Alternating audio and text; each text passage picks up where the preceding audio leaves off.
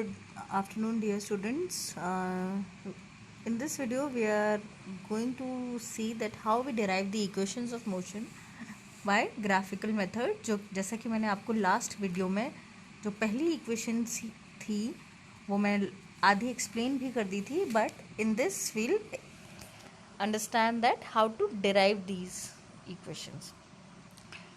So this was the velocity time graph which we were considering to derive the equations of motion, and as I have explained you in the previous video that OA is the initial velocity that is termed as u, and the BC is the final velocity v, and OC is the time, whereas जो आपकी velocity है वो y axis पे it is been represented. Okay, so this was the basic information which we are getting from the graph. Now we will be using these graph for calculating all the three equations of motion. Okay, so let's see the first equation of motion. Now when we are talking about the first equation of motion, as you know, the initial velocity, जो initial velocity है आपकी वो आपकी u है and it is OA. Okay, इसी तरीके से जो आपकी फाइनल वेलोसिटी है, देखना ध्यान से, it is v, जो है आपकी BC. Okay, now as you know that the initial velocity आपकी u है जो OA से रिप्रेजेंटेड है, and the final velocity is v and which is represented by BC. अब ध्यान देना कि आप की जो फाइनल वेलोसिटी है it is being represented by the line BC, and BC is equals to BD plus DC, है ना. अब आपने देखा था कि जो आपकी BC है it is the final velocity, and जो आपकी DC लाइन है इट इज इक्वल टू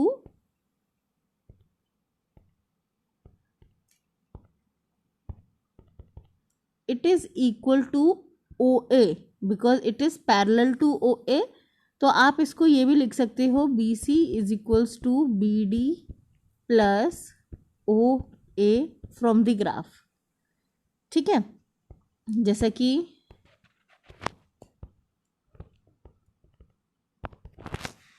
मैं, आप ग्राफ को भी रेफर कर सकते हो कि DC OA के बराबर है, इसलिए हमने यहाँ पे OA लिखा है. Now you know that the value of BC is V, the value of OA is U, so we can substitute these value in this equation. Okay, is that clear? Now moving ahead,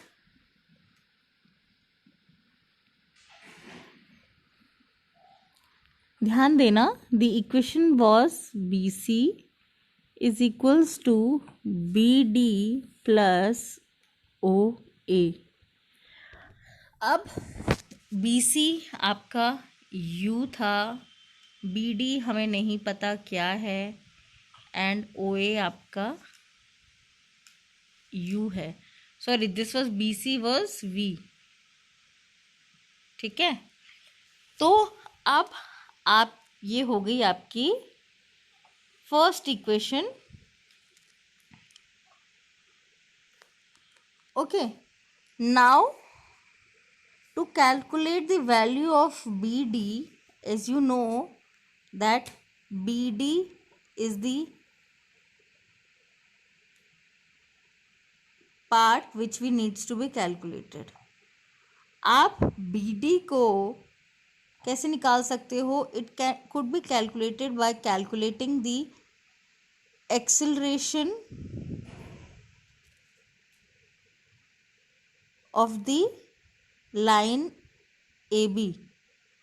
आप उस line A B की जब आप slope निकालेंगे, आप कैसे calculate कर सकते हो? लाइन ए बी की जब आप स्लोप निकालेंगे तो आप इजीली कैलकुलेट कर सकते हो B D. Okay, now how can you calculate the slope of line A B? The slope of line AB could be calculated as, yes, now the slope of line AB could be calculated as, let's see, देखिए, the slope is been given by the acceleration, that is slope of line AB। अब आपको पता है slope is equal to the perpendicular distance upon the base. तो perpendicular distance है आपका B D and the base is A D. अब इसमें आपको पता है B D, we don't know what is B D, but we know A D. A D is T, time ही तो है आपका A D. Okay, now B D की वैल्यू यहीं से हो जाएगी आपकी A T. Now substitute this value in the first equation. Okay.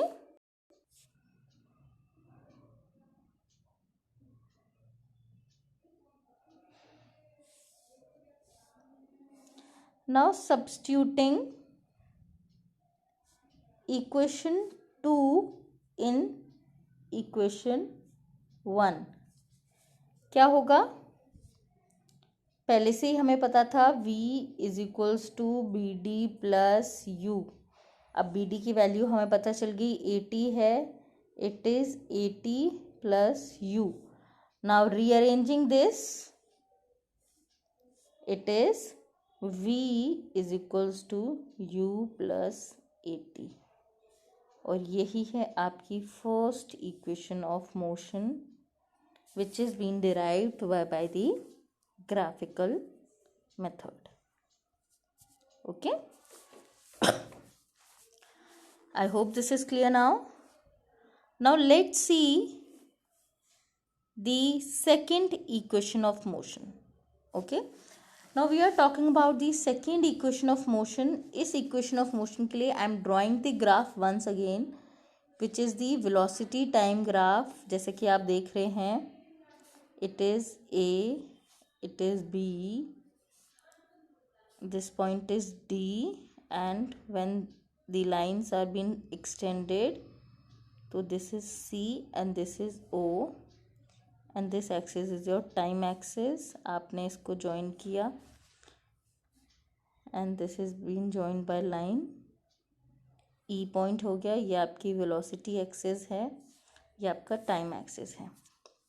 अब ध्यान देना कि जो सेकेंड इक्वेशन ऑफ मोशन है, this is the distance travelled in time t and it could be calculated by the space between the velocity time graph. अब देखना, इसमें आप ये एरिया कवर कर सकते हैं, that is the OABC. OABC, can you see this? Okay, so the distance traveled is the area of figure OABC. अब आप देख रहे होंगे कि OABC, what is this OABC? ये देखिए, it is comprising a rectangle OADC, ये एक रेक्टेंगल है, and a triangle ABD. So you can write it as area of rectangle OADC plus area of triangle ABD. Okay.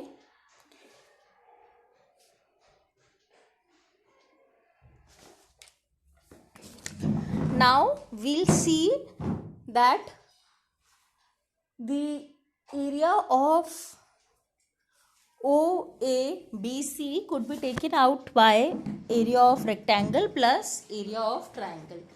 तो जब आप area of rectangle निकालेंगे तो क्या होगी, एरिया ऑफ रेक्टेंगल OADC, ध्यान देना बच्चों, it would be length into breadth because area of rectangle is length into breadth.